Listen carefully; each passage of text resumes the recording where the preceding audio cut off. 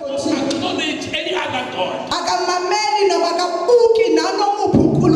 Now this young man, full of the Holy Spirit, full of the Holy Spirit, he said, I'm going to tell this man about another God. And so this young man said, there is a God in heaven who has told Pharaoh what is going to happen. Who's going to tell Pharaoh what's going to happen? And because Pharaoh was a wise man, he said, because you heard from this God, you know this God, implement that solution.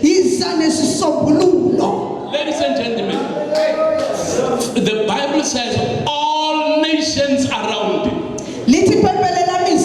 All nations around it. The economies of nations around that were going to collapse because of drought. The economies turned around. Success came because of the man, a young man who believed in the God of Abraham, Isaac, and he brought the solution. Can I tell you this morning? Only the God of Abraham, Isaac, and Jacob. Hear me well? And not the God of the Palestinians.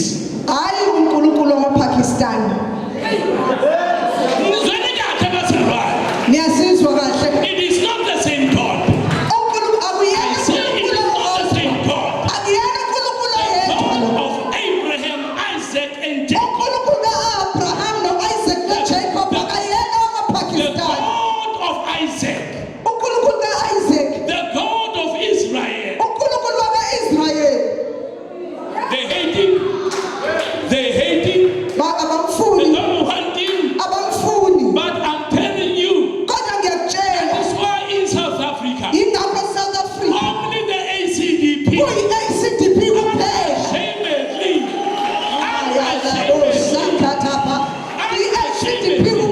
stands for the God of Abraham.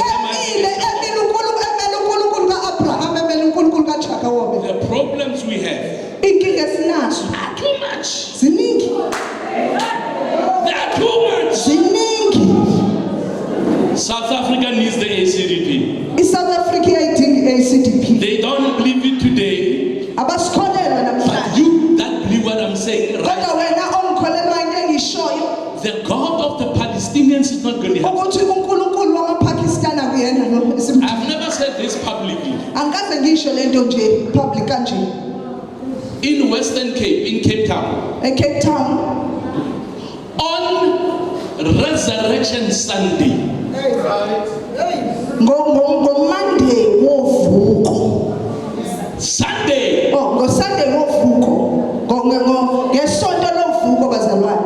they were having large banners saying South Africa supports Hamas. The city is South Africa Hamas. Have it on your phones, on your smartphones. I have it with me. South Africa supports Hamas. South Africa Hamas. I don't support Hamas. The The ACDP does not support Hamas. Our churches don't support Hamas. We support the God of Abraham. And I'm saying he's the only one. He's the only one. As he gave Joseph the wisdom, and the ability to introduce an economic strategy that saved Egypt from economic collapse and other countries around. amazwe aseduze kwawo. So I'm saying to you, ladies and gentlemen, Ngithi ke kuwe there is a woman prophet kukhona umuntu wesifazane God has told. ongumprofeti. And I read it, I gave it to other prophets, they've confirmed what she's saying is true. Ngiye lento ngayilalela ngayinika abanye abaprofeti basho ukuthi lento iyiyo. I saw a video that is on our church group, Ngibone ivideo esebandleni lethu placed by our administrator in the church ifakiwe uadministrator esontweni lethu yesterday. phezulu. In that video, they are interviewing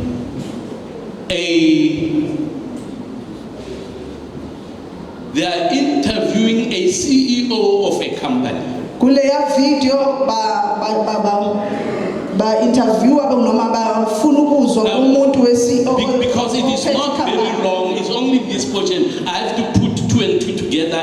I will still get the full details. Ngithole okuncane nje bengihlanganisa okuncane nokuncane kodwa ngisazoyithola yonke. It is about a CEO of universities, I think, but I don't know exactly what that's I say because I got it in the middle. Ingabaphathi be-university. Mama says from the University of Cape Town. Now, what is the interview about? Ingani le interview? She was interviewed by members of parliament. I only saw it yesterday. Interview esenziwa ngama-member base-parliament. They want to know why their university Bafuna ukwazi ukuthi yingani i-university has yabo preferred a foreigner over a local woman who is fully qualified. itheni i-university yabo ithathe umuntu wangaphandle kunomuntu wangaphakathi. And they mentioned their qualifications. Bazichaza-ke ukuthi lo muntu ufunde kangakanani. Tomorrow they will have I will have the details tomorrow. Kusasa ngizokuthola zonke iy'ncukatha zakhona. This CEO Lo CEO is asked questions. uyabuzwa imibuzo. Why a better qualified South Africans Kutheni abantu base-South Africa abafundile is denied the job, aye wanganikezwa umsebenzi given to a foreigner? yanikezwa umuntu wangaphandle. To come back to what Mfundisi has said. Sibuyela kule yanto ibishiwo ngumfundisi-ke. Foreigners Abantu are bangaphandle preferred to South Africans. ibona abakhethwayo la eSouth Africa. If you look, I don't know what's happening in this area. In Johannesburg, many RDPs are given to foreign nationals, locals. They are still waiting for RDP. They just come from outside. Some of them come illegally into the country. They get RDP houses.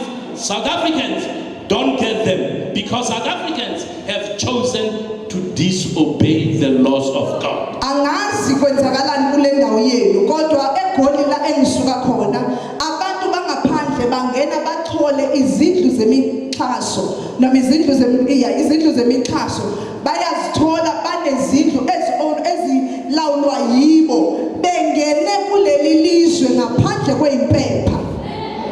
Is that true? Kuyiqiniso lokho. Okay, you don't know about it yet. Mhlawumbe nikwazi-ke nina. Now, when we grew up Mathina school and spaza shops developed, bekukhona iziphaza shops ziye zikhula. there was a time when all spaza shops were owned by South Africans. Bekunesikhathi la zonke iziphaza bezilawulwa ngabantu basemzansi. Today, in some places, 90% of spaza shops are owned by foreign nationals. Namhlanje u-90% weziphaza abantu bangaphandle, my friend. Is that true? Iyiqiniso lokho. Because South Africans Bantu basemzansi have chosen abantu to basemzansi disobey their God. bakhethile ukungamthobeli uNkulunkulu. And he said in Deuteronomy 28, Uyasho kuDeuteronomy 28 foreigners will rule over you. uthi abantu bangaphandle bazoliphatha. Tell me, which other country Eliphi elinye ilizwe do you have foreigners ruling over the locals? Which other country? eliphi elinye ilizwe la ufumana abantu bangaphandle belawula. South African things are as smart and as clever. Abantu basemzansi bacabanga ukuthi babhadlile. I think Sitakatiwe, ne? God, I think we have been bewitched. I'm asking you, where else? Where else? Where else in the world? Ikuphi ngamtshela ilizwe elilawulwa ngabantu bangaphandle. Where else? Ngaphandle kwethu esithakathiwe. South Africans. Emzansi siloyini. Because ngenxa we yokuthi have chosen to disobey our God. asimvumanga ukuthobela uNkulunkulu. Kuti lokuthakati buphele. There has to be a repentance towards God and say to him, Lord, we are sorry for having forsaken the Holy Spirit. Kudinge For having said, Holy Spirit, hamba and funa umoyo amadlozi. kudinga ukuthi sibuyele kuNkulunkulu. Sithi uNkulunkulu siyaxolisa ngokuthi akuphuma umoya oyingcwele bese kungena umoya wamadlozi. Ladies and gentlemen, I am grateful to God for the Holy Spirit. Mina ngiyambonga uNkulunkulu ngomoya oyingcwele. He is a comforter. Ungumduduzi. He is a helper. Ungumsizi. I want to give you one or two testimonies of what the Holy Spirit did for me in Parliament. Ngifuna ukukunikeza nje ubufakazi obubili ukuthi umoya oyingcwele ungenzele mina eParliament. That's why I'm so passionate about the Holy Spirit. Ingakho umoya oyingcwele ngimthobela kanje. Now, my task, and before I die, Phamba ngife. I mean, we are all going to die. Angithi sonke sizofa. But I'm saying before I die, Kodwa ngithi mina phamba ngife. I'm working towards ensuring that the Holy Spirit is restored in his place in the national anthem. Ngisebenzela ukuthi ngiyenze isiqinisekiso sokuthi umoya oyingcwele ubuyiseliwe kumoya wesizwe. The Holy Spirit has to come again. I said the Holy Spirit has to come again. Umoya oyingcwele makabuye futhi. Woza moya. Come Holy Spirit. Come Holy Spirit. Woza moya. Come Holy Spirit. It's my prayer. Umthandazo wami lo. But let me give you a testimony of what happened in Parliament. Angikunikeze ubufakazi ke. Do you know that we have been told that only 3 members of Parliament are left in Parliament from 94? Satshela ukuthi ama-members eParliament asishiyekile nje mathathu usuka ngo-1994. Who were there from 1994? Ababelapho usuka ngo-1994. It's me, Imina, General Bantu Olomisa, uGeneral Bantu Olomisa, and Blaine Zimandi. noBrent Zimami. The others have come and gone. Abanye sebengene baphinde Come baphuma. and gone.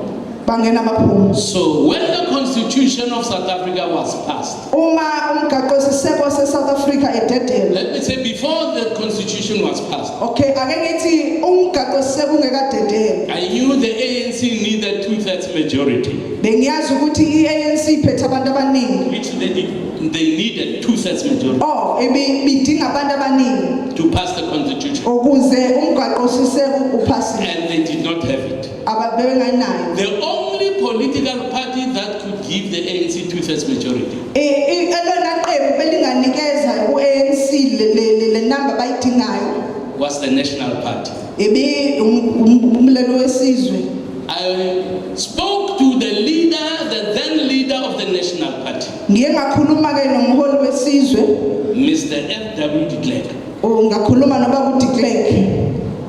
I said, Mr. de Klerk, Ngathi Baba de Klerk, please don't support this constitution ngiyacela ungayingeni lento because this thing undermines God. ngoba lento ijongela phansi uNkulunkulu. He said, no, we have not decided yet. Wathi hayi asikakhethi. Even when they had decided, he said to me, to get rid of me, we have not decided. Namhla sebengenile wathi hayi angakangeni ndawo makancane. And the Lord gave me a word for the National Party. uNkulunkulu wanginikeza izwi lesizwe. When it was my time to speak, before we voted, Uma kuyisikhathi sami sokuthi ngikhulume phamba siqalise sivote. I said to Mr. de Klerk, Mr. de Klerk, Ngaqala ngathi weBaba de Klerk. and that time he was the deputy president, the second deputy president of ngaleso sikhathi wayengu-deputy president. there were two deputy presidents Babe babili o-deputy president. deputizing Mr. Mandela. Omunye ewubaba uMandela. The first deputy was Thabo Mbeki. Owokuqala wawuThabo Mbeki. The second deputy was F.W. de Klerk. Owesibili ingubaba uDe Klerk. Can I read to you the verse that God gave to me? Ithani ngilifundelele leli verse uNkulunkulu owanginikeza lona. Bazalwane, some of us are not ashamed of the word of God. Bazalwane abanye bethu asizenyezi ngezwi likaNkulunkulu.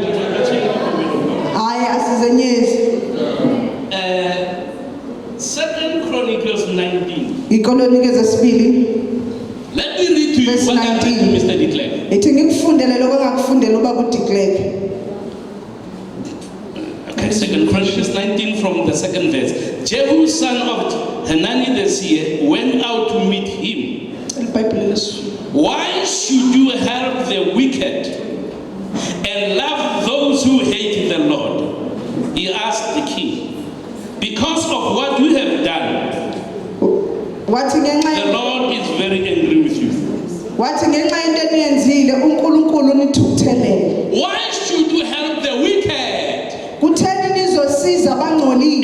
help those who hate the Lord? So I think maybe I say again.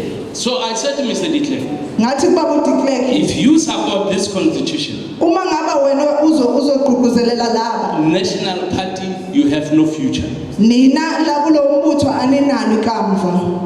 Mr. de Klerk leaned forward and he said to me, Reverend J. Brad, no nonsense. Now, if I ask the question, where is he today? Where is the national party today?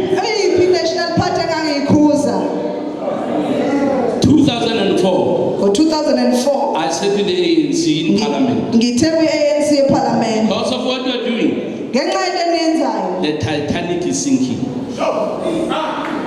The Titanic.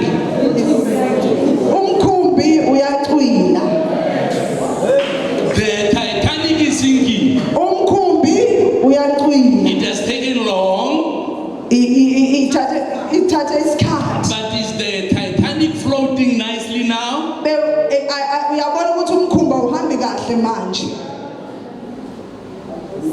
Some who are predicting, who have the ability to predict, they say the next election aids will be around 30%, if not less.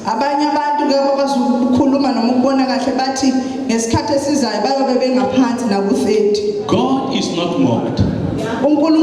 Ladies and gentlemen, I'm saying God is not mocked. I don't know about other countries, but South Africa, I know with everything in me, belongs to Jesus Christ. South Africa belongs to Jesus Christ. And he's not going to allow the ungodly to rule over it. What Mufundisi said is happening right now. But the Lord is speaking to our hearts. As we repent and make right, so that South Africa is ruled by the righteous. When the righteous are in authority. When the righteous are in authority. When the righteous are in authority. People rejoice. You see this? Now, this is not a joke.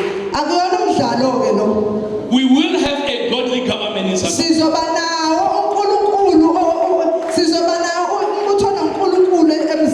Whether Satan likes it or not. Whether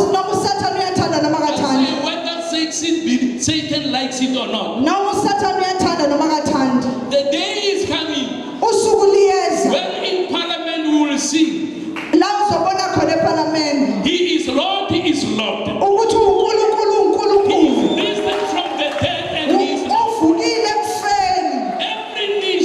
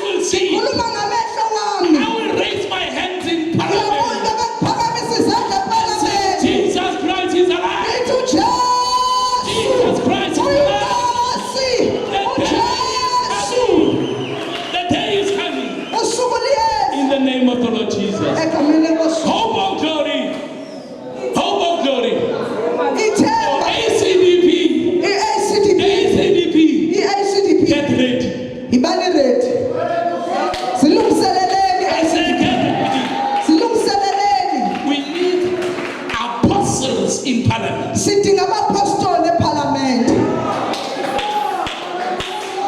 I'm not talking about people like Omotoso. We need true bishops. Angikhulumi ngoMothoso. Ngikhuluma ngamabhishophu eParliament. God-fearing men and Ngikhuluma ngabantu abamsabayo uNkulunkulu. women who fear God. Ngikhuluma ngabantu besifazane abasaba uNkulunkulu. I was asked the question yesterday, what do I think about Omotoso? Ukhona umuntu angibuzile phezulu ukuthi ngithini ngoMothoso. I said Ngathi something I believe with all my heart. into engiyikholelwayo. A preacher, Umshumayeli, a pastor, umfundisi, a bishop bishop who rapes odlwengulayo does not deserve any mercy. akawudingi umusa. No mercy for rapists in the church. Akawudingi umusa. No mercy. Akawudingi umusa. We can show mercy to the ungodly. Ungawubonisa umusa kwabangenaNkulunkulu. But you call yourself a preacher. Ngeke ubonise umusa kubishop odlwengulayo. You call yourself an apostle. Uzibiza ngompostoli. There will be no mercy. Akuzuba namusa. If you talk about zero tolerance of crime, zero tolerance, that's the ACD. Sino zero asizuyimela icrime. Zero tolerance. Nje asimeli icrime. Zero tolerance. A few years ago, Minyaka edlule we went to a country called Brazil. sike sathi A city called Aziz. eAziz. We had gospel meetings there. Gospel meeting. Oh, saba nama meeting ngeinkonzo lapho. There are things that happen there. If time permits, I'll mention 3 of them, but maybe one. Now I have one on my heart. Kunezinto ezenzekile lapha ya. Mhlawumbe ngizokubalela ezintathu. Between the big church where we had the crusade, Kule nkonzo enkulu esasingenele between kuyinkonzo. them and our residence Phakathi kwabo nala esihlala khona. was a huge city park. Kwakunesikhala esikhulu sendawo yokuphola. Meetings would end around 12 midnight, 1 a.m. Ama meeting abeyongena aphele ebusuku ngabo1. Because some meetings started at 9 p.m. Abanye aqalile ngo9. Every night, coming from the church to our residence, Bonke ubusuku masuke enkonzweni sisiye endaweni esihlala kuyo. we would see women and children in the city park. Besibona abantu besifazana nezingane lapho. In the park. Lapho ke kule ndawo okupholwa kuyo. Coming from Josie, we would say, guys, do you see what time it is? Njengoba thina sisuke eJoburg sesibuka isikhathi sithi ayibo nesibona isikhathi ubani. After 12 midnight, Emveni ko12 ebusuku women are still in the park. abantu besifazana besadlala Children are playing in the park. Izingane zisadlala kuPola Park la. And then we'd ask our host, Sibuze kulo muntu osibizile. is this not dangerous? Lento ayibona kodwa ubungozi. Won't these women and children be raped? La lezi ingane nalabafazi ke badlwengulwe. You know the answer was? Uyayazi impendulo yathi Not here. ngeke la. Not in Aziz. Ngeke Aziz. Women and children are not raped in Aziz. Azizi abantu besifazana nezingane azidlwengulwe. They said those who want to rape, Bathi laba bafuna ukudlwengula go to Rio de Janeiro, Sao Paulo, baya ko Sao Paulo baya and kwezinye other indawo. cities, but not here. Hayi la. So I saw that, and obviously this person was never in South Africa. He asked the question, are women and children being raped in South Africa? Kuyasho ukuthi lo muntu akakaze ezemzansi wasengibuza ukuthi kanti ngakini bayadlwengulwa yini abantu besifazane But the nezingane. most important thing, I looked at that and said, my father, Into ebalekile ukuthi ngabuka lento ngathi baba wethu before sesizwe I die, phamba ngife. I want to see cities Ngifuna ukubona izwe in South Africa esemzansi where women will be free to walk up and down the street at night. la abantu besifazane bayohamba ebusuku ngokukhululeka. Women will be able to attend whole night prayers and early in the morning go back home without fear. Abantu besifazane bayokhonza uNkulunkulu ubusuku bonke ekuseni bagoduke ngaphandle kokwesaba. I've seen a city ngibonile izwe linjalo where women are not raped. la abantu besifazana abangadlwengulwa khona.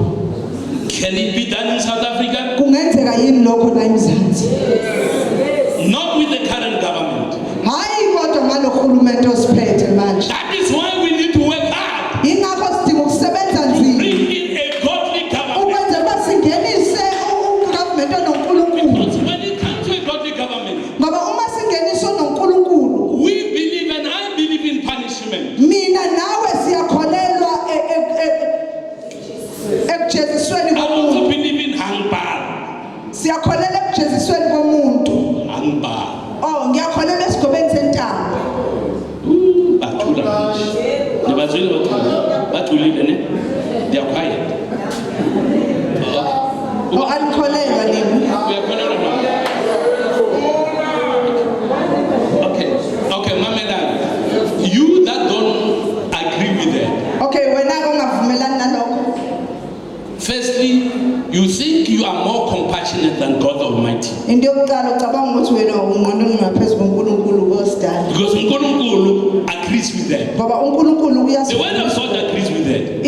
isezwini lenkosi yasivuma isigwebo sentambo. But secondly, Okwesibili, last week over the news, kulesituke ezindabeni there was a story in Gauteng bekune about a man who raped and killed an 8 days old baby. 8 days. bekunebali ezindabeni lendoda edlwengule yabulala umntwana onensuku ezu8. Hayi months, insuku, days.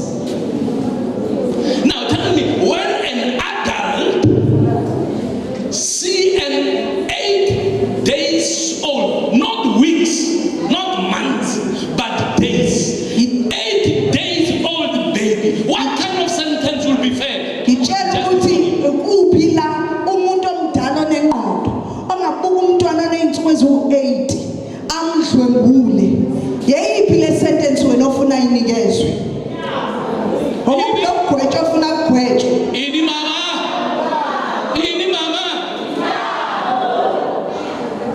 God bless you for saying that. Because men would want to defend that. How do you, but they believe a person can be changed? Amadoda akazofuna lento kuyivima athi hayi umuntu angashintshwa. 8 days. Do you know what that is? 8 days. Insuku ezu8 nje umntwana ezelwe. That child cannot even see. Lo mntwana akaboni akazi lutho insuku 8 ezu8. days. Ezu8 nje. Sigeverache sigcwele konke la. Wow, yaka in this cabaret sigcwele kunjalo. Sikhona isikeverache la.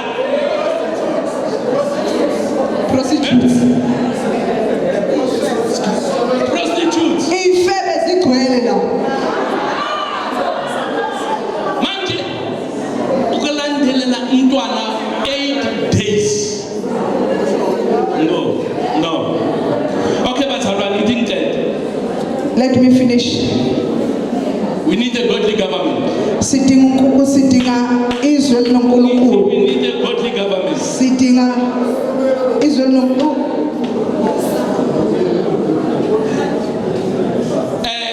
Okay, what he asked a question about VAT. Ubaba ubuzile umbuzo About VAT. Now, you know that ACDP is not part of the GNU. ngentela. Even now, when there was an impasse, the whole agreement about the budget, we were approached again. And again we said no. Because we knew. Namanje bekufuna ukuphasisa ibudget bakhulumile nathi saphinde sathi cha. I attended a meeting. There was, of those I recognized, there was Secretary General Mbalula, there was Chairman Mandashe, there was Deputy First Secretary General,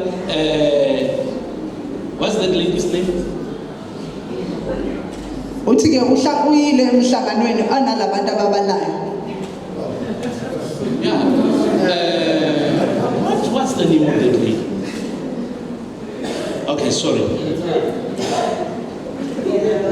Yeah.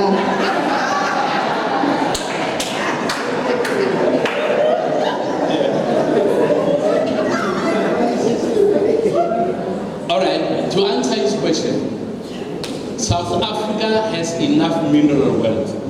Yes. South Africa enough mineral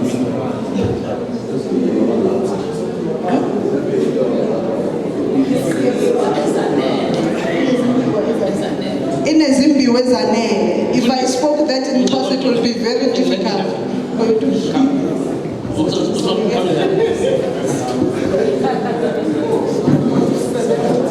No, 17, give a hand, give a hand. We are participating. Noma kusasala nje kuma ground rules, but nje I want to thank you KZN team, uNkulunkulu anibusise.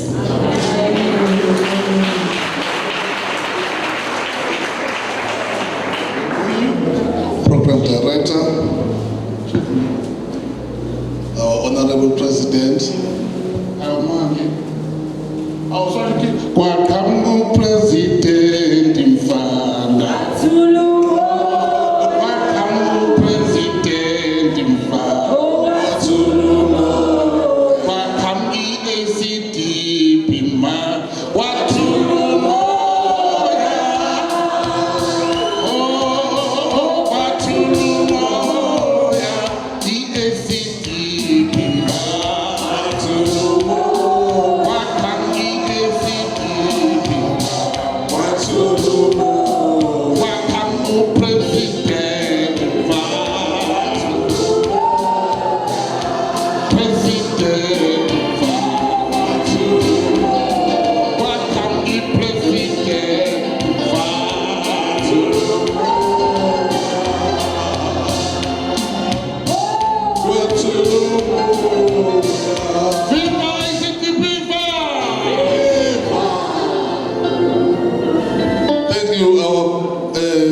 Provincial leader, thank you, Program Director, our President, our Mother, President of the Women of Destiny, our Provincial leader, and allow the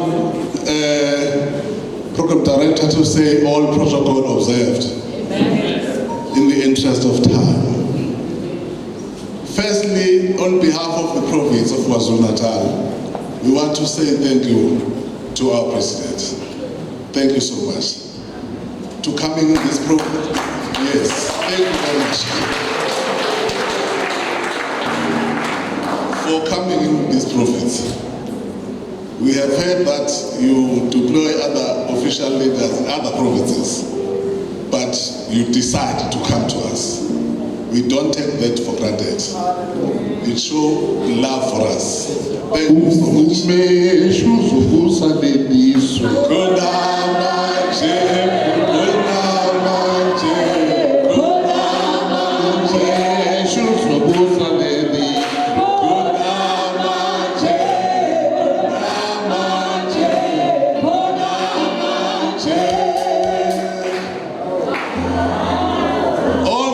Said to us, our President, we will hold them with a strong hands. And it gives us powers to press on to work for ACTB. And we promise that after election, we will be having more than 8 councillors in this province. Amen. Thank you, Mother. Mama wethu siyabonga kakhulu. IsiZulu sithi engakhali ifele mbeleweni. Ingane engakhali ifele mbeleweni. Meaning that if you have a mother, but you don't ask support to your mother, you will die in her back. Thank you, ma'am. If bengumuntu wesifazane, ulamagama asho umama, angazi bezothatha igqume enjani. But thank you, mama. Thank you so much. Our leader, provincial leader. Thank you, Diaza. Thank you so much. Your leadership is remarkable in this province. Thank you so much. And we are humble under your leadership. We will support you because you support our president. Thank you so much. Thank you so much, men of God, for opening this function with a prayer. May God bless you. Thank you, Abtwana, the council of this area, for giving us amazwi okusamukela sizwe sifudumele. Siyabonga kakhulu. Sibonge kakhulu umphathi wabasha ubaba ubrother Senzo ngokukonke okukhulumileyo. Siyabonga kakhulu Senzo ngesizulu ukuthi inkunzi sematholeni. Mama Thandeka, siyabonga kakhulu baba. Indlela osethulule ngayo umama, siyabonga. Nama remarks awenzile ayakhombisa ukuthi sinomama ofudumele eKZN.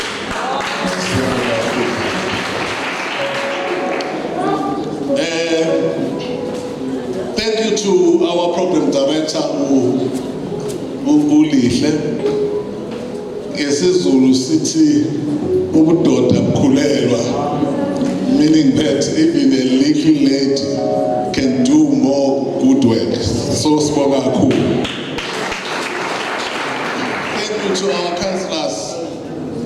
Thank you so much. You remember in our last meeting as a PC and you, our provincial leader gave you a task, and all of you agreed to do that. Thank you so much. To believe you. We are praying that you must, next time we must get more councillors, so that their task will be so easy to all of us. Thank you to our security personnel.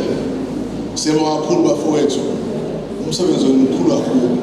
Lokhu naqala Friday kuzobe namhlanje. Siyabonga kakhulu. Nimi njani. Thank you to all PEC members and leaders who make this weekend possible. From Friday, kuzobe namhlanje. Basasebenza. Thank you so much, leaders. Na wonke ama-provincial, ama-regional chairperson, na wonke amaholi bama-region. Siyabonga kakhulu. Sibonga kakhulu bafundisi bonke abakhona. And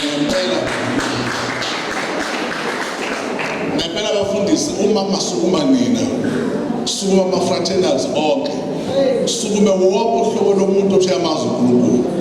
Let us show baba wethu Mongameli ngenzeka within few years. Thank you so much. Now next time, nibe nakho kuba khona phakathi kwethu. Lastly, I want to thank in advance to Lunga why she's coming to close the prayer. Thank you so much. Ashayelelo baba uMange ihlombe elikhulu.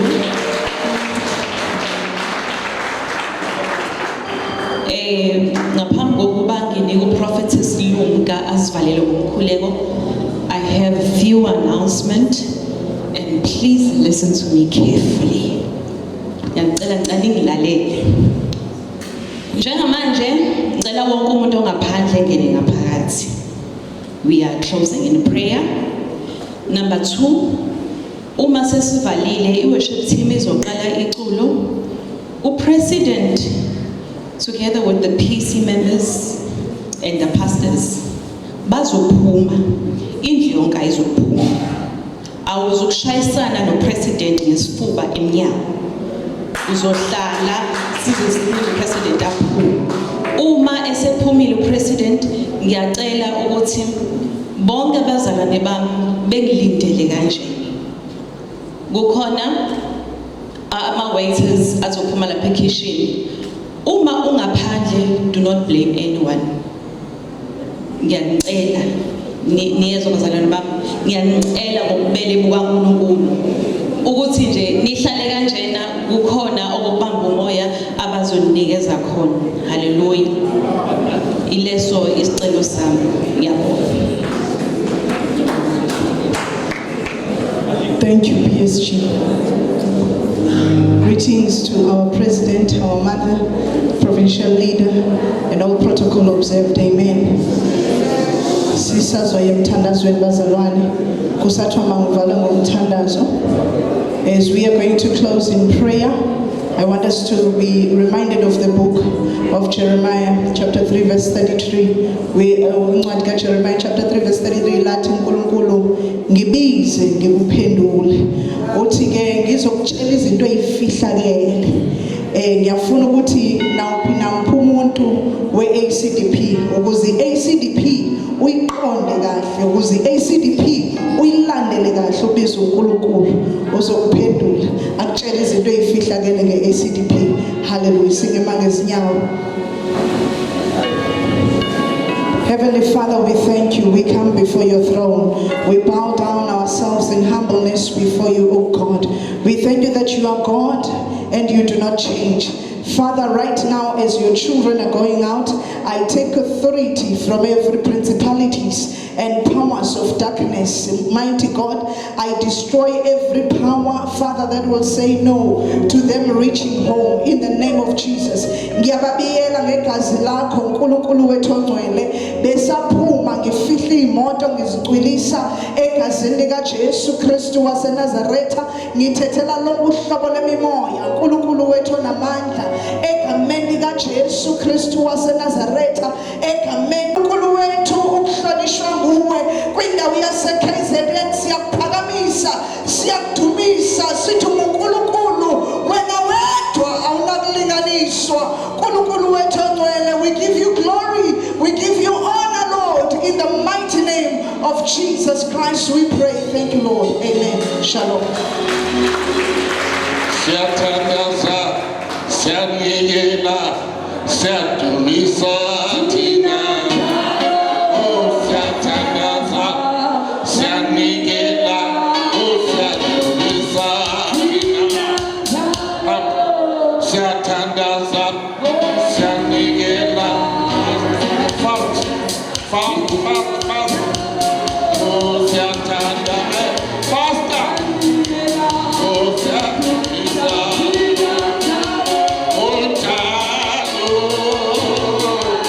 Oh,